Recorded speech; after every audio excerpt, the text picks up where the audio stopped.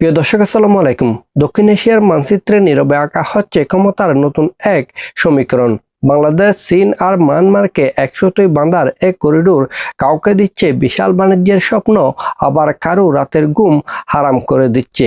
এই করিডোর কি বাংলাদেশের বাণিজ্যের বিশাল সুযোগ, নাকি নতুন করে ভূরাজনীতির বিপজ্জনক ফাঁদে পরিণত হচ্ছে? আজকে আমরা এই ভিডিওতে সে বিষয়টি বোঝার জন্য চেষ্টা করব। করিডোরটি আসলে কি?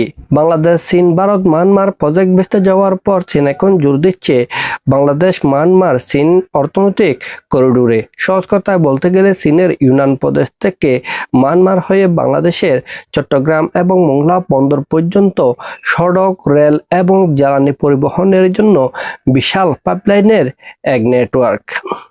এই করিডোর থেকে আমরা কিভাবে লাভবান হতে পারি? যদি এই অর্থনৈতিক করিডোর বাস্তবায়িত হয়, তাহলে আমরা চীন এবং মায়ানমারে সহজে অল্প সময়ে পৌঁছাতে পারবো আমাদের পণ্য সামগ্রী নিয়ে।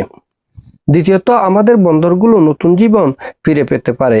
যদি এই অর্থনৈতিক করিডোরটি বাস্তবায়িত হয়, তাহলে আমাদের চট্টগ্রাম, মোংলা এবং পায়রা বন্দর যোগাযোগের আঞ্চলিক হাবে পরিণত হতে পারে।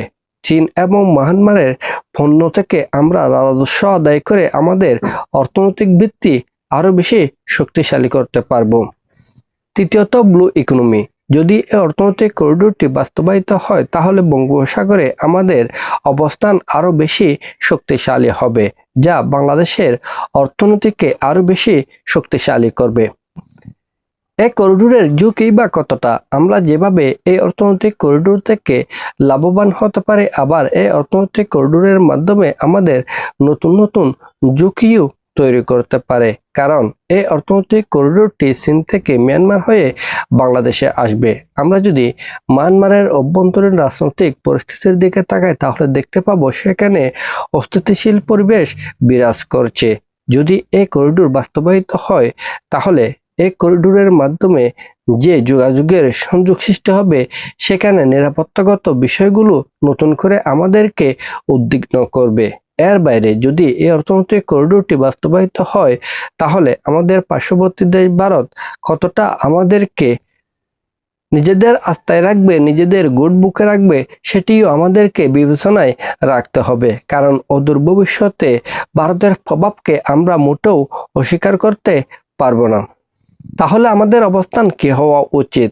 আমরা আমাদের অর্থনীতিকে শক্তিশালী করার জন্য আমরা চীন এবং মিয়ানমারের সাথে এই অর্থনৈতিক করিডোর বাস্তবায়ন করতে পারি। সেই সাথে আমাদেরকে স্বচ্ছতার সাথে এই করিডোর বাস্তবায়ন করতে হবে, যাতে করে এই করিডোরের অর্থায়ন নিয়ে আমরা কোনো ঋণের ফাঁদে না পড়ি। এছাড়াও নিরাপত্তাগত বিষয়গুলো স্বচ্ছভাবে ডিল করতে হবে।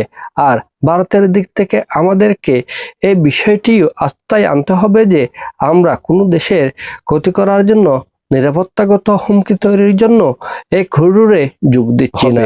সেই সাথে বিশ্বের পরাশক্তি মার্কিন যুক্তরাষ্ট্রকেও আস্থায় রাখতে হবে।